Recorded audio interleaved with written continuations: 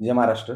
महाराष्ट्रातील तमाम लाडक्या बहिणी ज्यांना की नोव्हेंबरचा हप्ता आलेला नाहीये आणि आता ही शंका आहे त्यांच्या मनात, की ई-के-वाय-सी केली आहे मी तर आणि ई-के-वाय-सी केल्यामुळेच आता मी अपात्र झाले का नाही? मग नेमकं काय कारण असू शकतं मला नोव्हेंबरचा हप्ता वितरण न होण्याचं? कारण हप्ता वितरणाला सुरुवात 31 डिसेंबरला दुपारी 4 वाजता सुरू झालेली आहे. आज 2 जानेवारी संपत आलेला आहे, म्हणजे जवळपास 48 तास झालेले आहेत. संबंध जिल्ह्यातल्या म्हणजे राज्यभरातल्या सगळ्याच जिल्ह्यात प्रत्येक महिलांना आता पैसे मिळायला सुरुवात झाली आहे. बऱ्याच महिलांना मिळालेली आहे. परंतु माझ्या खात्यावरती आता पैसे आलेले नाहीयेत. म्हणजे ऑक्टोबरचा हप्ता आला होता, पण नोव्हेंबरचा हप्ता आलेला नाहीये आणि त्यामध्ये मी के-वाय-सी केली होती. के-वाय-सीच्या निकालामुळेच मी अपात्र झाले का? ही जर का तुम्हाला चिंता असेल, तर पुढील 1 मिनिटात तुमची ही चिंता दूर होणार आहे. त्यासोबतच काही लाडक्या बहिणींना हा संभ्रम आहे, की ई-के-वाय-सी करायची राहून गेलेली आहे, तर मला पुन्हा संधी मिळेल का? त्यावरती सविस्तर चर्चा करणार आहोत. त्यामुळे व्हिडिओ शेवटपर्यंत पहा आणि चॅनलवरती प्रथम असाल, तर चॅनलला सबस्क्राईब करा आणि हा व्हिडिओ त्या लाडक्या बहिणीपर्यंत पोहोचवा, ज्यांना नोव्हेंबरचा हप्ता आलेला नाहीये. त्यांच्या मनातल्या जे काही शंका आहेत, त्या दूर होतील. चला तर मग माहितीला सुरुवात करूया. लाडक्या बहिणीच्या हप्त्याच्या वितरणाला 48 तास होऊन जरी तुमच्या खात्यात पैसे पडले नसतील आणि हा जर का तुमचा भ्रम असेल, की मी अपात्र झाले, तर तसं अजिबात नाहीये.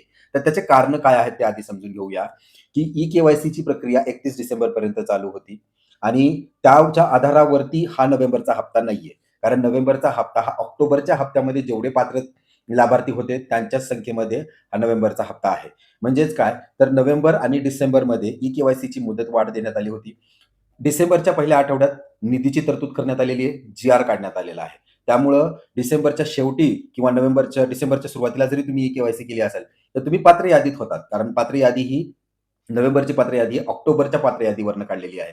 त्यामुळं ई-के-वाय-सीचा आणि नोव्हेंबरचा हप्ता थांबण्याचा अर्थी-अर्थी कुठं संबंध येत नाही. दुसरी महत्त्वाची गोष्ट म्हणजे ई-के-वाय-सी केलं की लागलीच तुमचा वरती रेकॉर्ड जातो आणि तुम्ही नाबाद होतात असं नाहीये. ई-के-वाय-सी केल्यानंतर शासनाकडे किंवा महिला व बालविकास विभागाकडे एक डेटा जातो. तो डेटा सांगतो त्यांना, की ह्या-ह्या महिलांचा हा-हा आर्थिक निकष आहे.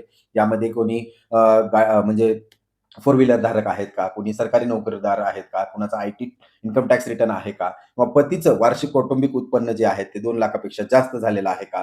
तर यावरती ॲक्शन्स घेणं आणखीनही सुरू झालेलं नाहीये. कारण अजूनही ई-के-वाय-सीची प्रक्रिया ही सुरूच आहे. त्यामुळं ई-के-वाय-सीमुळं तुम्ही अपात्र झालात, हा जर तुमच्या मनात भ्रम असेल, तर तो काढून टाका.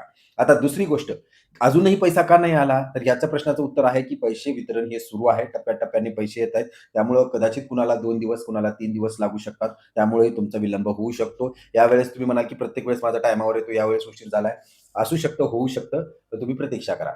आता त्याच्यानंतर हा प्रश्न आहे, की मुदतवाढ भेटणार आहे का? जरी ज्यांची कुणाची के-वाय-सी राहिली असेल, ज्या काही पात्र संख्या असतील, कुणी 10,00,000, 15,00,000, 20,00,000 जी काही संख्या आहे, त्यांना मुदतवाढ देणं सरकारचा भाग आहे.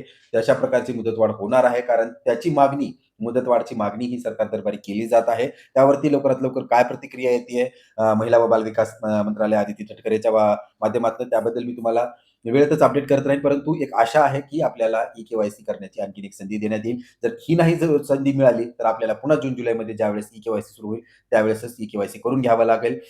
जे काही अपडेट्स असतील ते मी तुमच्यापर्यंत पोहोचवत राहील. त्यामुळं चॅनलला सबस्क्राईब करा. धन्यवाद.